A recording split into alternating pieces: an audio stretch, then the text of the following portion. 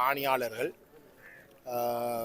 ஆரம்பத்தில் இருந்து நம்மிடம் கேட்டுக்கொண்டது வந்து அரசியல் கட்சிகள் என்ற வகையிலேயும் சமூக மட்டத்தில் வந்து கணிசமான ஒரு கருத்துவாக்கத்தை செய்யக்கூடிய தரப்புகள் என்ற வகையிலேயும் தங்களுடைய இந்த காணியை எப்படின்றாலும் தங்களிடம் திரும்பி வழங்குறதுக்குரிய அழுத்தங்களை செலுத்தி அரசியல் ரீதியாகவும் வேறு வேறு கோணங்கள்லேயும் வந்து செயல்பட சொல்லி எங்களிடம் கேட்டுக்கொண்டிருந்தது. அந்த வகையில் வந்து நாங்கள் இந்த தையட்டி சட்டவிரோதமாக கட்டப்பட்ட விஹாரை ஆரம்பிக்கப்பட்ட உடனேயே நாங்கள் இந்த விடயங்களை வந்து அந்தந்த இடங்களில் குறிப்பாக வந்து பிரதேச ஒருங்கிணைப்பு குழு கூட்டத்திலேயும் மாவட்ட ஒருங்கிணைப்பு குழு கூட்டத்திலேயும் வந்து நாங்கள் இந்த விடயங்களை சொல்லி அதுக்குரிய வகையில் வந்து தடைகளை ஏற்படுத்தியும் இராணுவம் அந்த சட்டங்களை முற்றுமுழுதாக மீறி விதிமுறைகளை மீறி இந்த விஹாரை கட்டி முடித்தார்கள். அந்த வகையில் இந்த விஹாரை கட்டப்பட்டதுக்கு பிற்பாடு இந்த உரிமையாளர்களுடைய திரும்பவும் அவர்களுடைய வேண்டுகோளுக்கு இணங்க நாங்கள் ஒவ்வொரு பௌர்ணமி ஆண்டும் இந்த போராட்டங்களை வந்து செய்து கொண்டு வருகிறோம். அதுக்கு பிரதான காரணம் ஒன்று, இந்த விஹாரைக்கு வழிபாடுக்கு வருகின்ற அப்பாவி சிங்கள மக்களுக்கு உண்மையிலே இந்த விஹாரை ஒரு சட்டப்பூர்வமாக கட்டப்பட்ட ஒரு விஹாரை என்று நம்பி வருகின்ற சிங்கள மக்களுக்கு இந்த விஹாரை கட்டப்பட்டதாலே நடக்கின்ற அநியாயம், பாதிக்கப்பட்ட மக்கள் புத்தரண்ட பேரிலே நடந்திருக்கிற இந்த அநியாயத்தை விளங்க வைக்கிறதுக்குரிய வகையிலே இந்த போராட்டங்களை முன்னெடுக்க வேண்டும் என்ற ஒரு காரணமும், ரெண்டாவது வந்து எங்களுடைய மக்கள் அணிதிரண்டு இன்றைக்கு இந்த போராட்டத்தில் வந்து பலம் சேர்த்து கொடுத்த வகையிலே அணிதிரண்டு இந்த போராட்டங்களை நடத்தினார்களா இருந்தால் இந்த விஹாரை தொடர்ந்தும் இங்கு வச்சிருக்கிறதிலே வந்து அர்த்தம் இல்லாமல் போகும். இன்றைக்கு நீங்கள் பார்த்துட்டீங்கன்னா வந்து இங்கே திரண்டிருக்கிற மக்கள் காரணமாக வந்து வழிபாடுக்கு வலிமையாக வந்து இராணுவம் இங்கே வரும். ஆனால் எவரும் வந்து வராமல் அவர்கள் இன்றைக்கு தவிர்த்திருக்கிறார்கள். ஆகவே இந்த யதார்த்தத்தை வந்து நாங்கள் உரிய இடங்களுக்கு விளங்கப்படுத்துறதுக்கு வந்து இப்படிப்பட்ட போராட்டங்கள் ஒரு பலமாக நடக்கின்ற பொழுதுதான் வெற்றி அடையும். அந்த வகையிலே இந்தியான் தினம் இந்த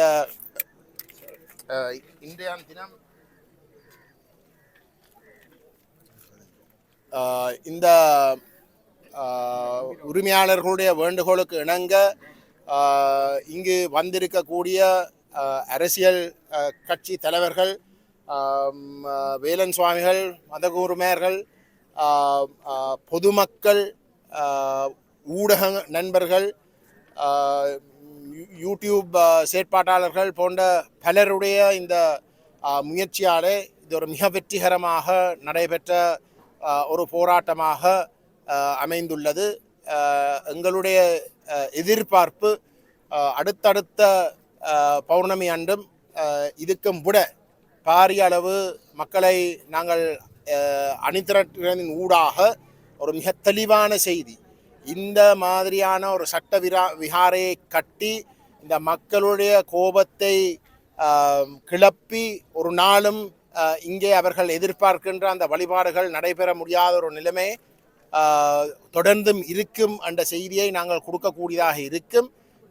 அந்த வகையில் வந்து அவர்கள் மாற்று வழிகளை விசேஷமாக வந்து இந்த காணிகள் அனைத்தையும் சொந்த மக்களுக்கு திரும்ப வழங்கி அவர்களுக்கு வேணுமென்றால் அவர்களுக்கு இருக்கக்கூடிய அந்த விஹாரைக்குரிய காணி என்று சொல்கிறார்கள், அந்த காணியில் வேணுமென்றால் அவர்கள் தங்களுடைய கோயிலை கட்டி தங்களுடைய வழிபாடுகளை செய்யலாம். அதுக்கு நாங்கள் எந்த விதத்திலையும் அந்த தடையில்லை. திரும்பவும் நாங்கள் சொல்லுகின்றோம், நாங்கள் இனவாதிகள் அல்ல, மதவாதிகள் அல்ல, பௌத்த மக்களுக்கு எதிரானவர்கள் அல்ல. ஆனால் இங்கே இருக்கக்கூடிய பூர்வீக மக்களுக்கு அநியாயம் நடக்கின்ற பொழுது, இங்கே இருக்கக்கூடிய மக்களுடைய உரிமைகள் பறிக்கப்பட்டு அவர்களுடைய இருப்புகள் அளிக்கப்பட்டு அது பௌத்தர் என்ற பேரில் வந்து நடக்கிறதாக இருந்தாலும் கூட, இல்லாட்டி வேறு எந்த ஒரு மதம் அதை செய்தாலும் கூட நாங்கள் எதிர்ப்போம். ஏனென்றால் இறுதியில் வந்து இந்த மக்களுக்கு தான் இந்த உரிமைகள் இருக்கணுமே தவிர வேறு எவருக்கமாக இல்லை. அந்த வகையில் வந்து இந்த போராட்டத்தை மிகவும் வெற்றிகரமாக நடத்தின பங்கு பெற்ற அனைவருக்கும் வந்து எங்களுடைய நன்றிகளை சொல்லிக்கொண்டு அடுத்த பௌர்ணமி அன்றுக்கும் இதுக்கும் விட பலமாக நாங்கள் போதிய அளவுக்கு ஒரு விழிப்புணர்வை இன்னும் மேலதிகமாக வந்து எங்களோட மக்கள் மட்டத்தில் செய்து இதை இன்னும் பலமடைகிற கோணத்தில் நாங்கள் தொடர்ந்து முன்னெடுக்க வேணும் என்று கேட்டுக்கொள்ள விரும்புகின்றேன். நான் ராஜ்குமார் ராஜீவ்காந்த், மக்கள் போராட்ட முன்னணியினுடைய தேசிய நிறைவேற்றுக்குழு உறுப்பினர். நாங்கள் கடந்த சில நாட்களுக்கு முன்பாக ஒரு ஊடக சந்திப்பை நிகழ்த்தி நமது கட்சியின் சார்பாக தையிட்டியில் கட்டப்பட்டுள்ள சட்டத்துக்கு முரணான இந்த விகாரை அகற்றப்பட்டு தையிட்டியினுடைய இந்த நிலத்திற்கு உரிமையான மக்களிடம் அந்த நிலம் ஒப்படைக்கப்பட வேண்டும்.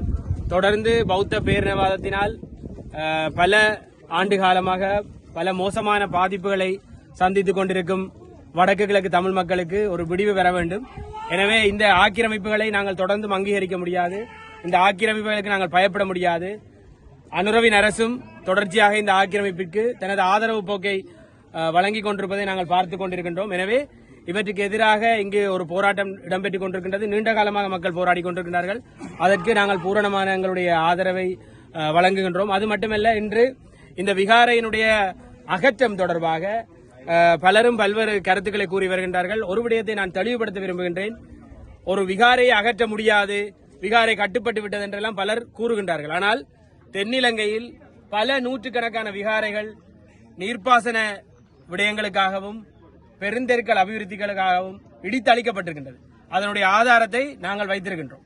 பல நூற்றுக்கணக்கான விகாரைகள் உட்பட தொல்பொருள் சின்னங்களாக இருந்த 49 சின்னங்களும் அபிவிருத்தி நடவடிக்கைகளுக்காக அளிக்கப்பட்டுள்ளது.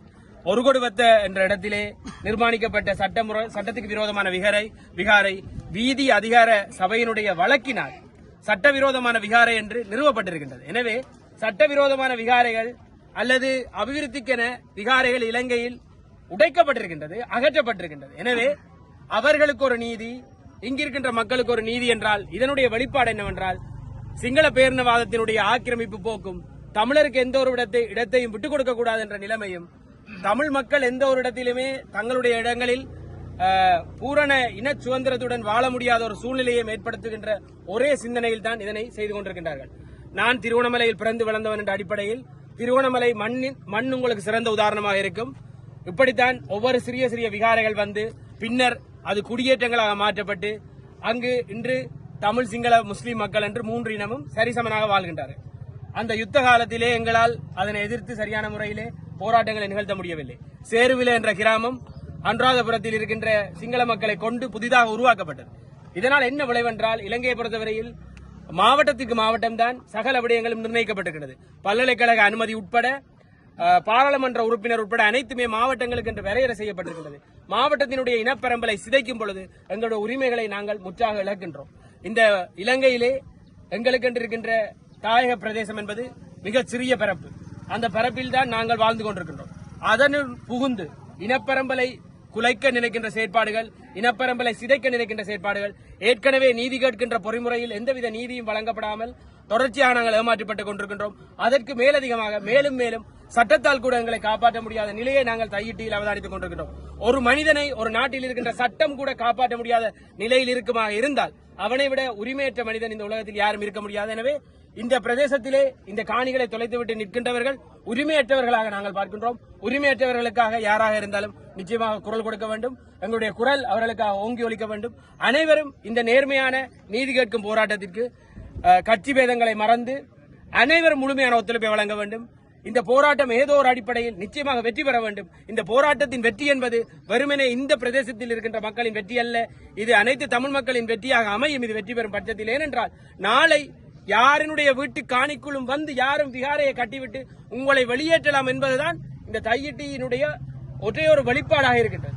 என்று உங்களுக்கு தெரியும், ஆளுநர் கடந்த மாவட்ட அபிவிருத்தி குழு கூட்டத்திலே ஜனாதிபதி இருக்கும் பொழுது கூறுகின்றார், இந்த காணி உரிமையாளர்களுக்கு வேறு காணியை வழங்குவோம் என்று. நான் அவருக்கு சவால் விடுகின்றேன், ஆளுநருடைய காணியில் நாங்கள் சென்ற ஒரு விகாரையை கட்டிவிட்டு ஆளுநரை அந்த காணியில் இருந்து வெளியேற்றினால் அவர் அனுமதிப்பாரா என்ற கேள்வியை நீங்கள் அனைவரும் ஆளுநரிடம் கேட்க வேண்டும். எனவே ஆளுநருக்கு ஒரு சட்டமும் பாதிக்கப்பட்ட மக்களுக்கு ஒரு சட்டமும் என்று இந்த நாட்டில் நாங்கள் இருக்க முடியாது. எனவே இதனை பார்த்து நாங்கள் தொடர்ச்சியாக மௌனித்துக் கொண்டு இருப்போம் என்று மட்டும் யாரும் நினைக்க வேண்டாம். இந்த போராட்டத்தின் வெற்றி என்பது தமிழ் மக்களின் இருப்பை உறுதிப்படுத்துகின்ற ஒரு வெற்றியாக அமையும். எனவே இந்த போராட்டத்திற்கு எங்களுடைய பூரணமான ஆதரவு இருக்கும்.